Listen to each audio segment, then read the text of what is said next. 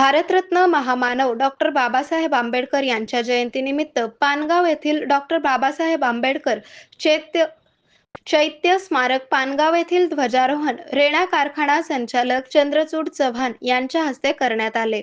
यावेळी डॉक्टर बाबासाहेब आंबेडकर यांच्या पवित्र अस्थिकलशाला अभिवादन करण्यात आले।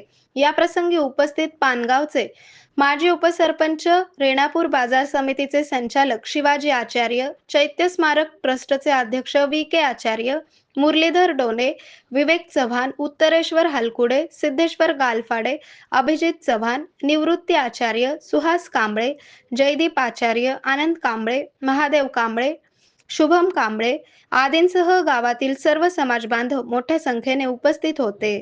आरोग्य म्हणजे केवळ औषध नाही, तर निसर्गाच्या योग्य उपचारांनी मिळणारी खरी आरामदायक अनुभूती।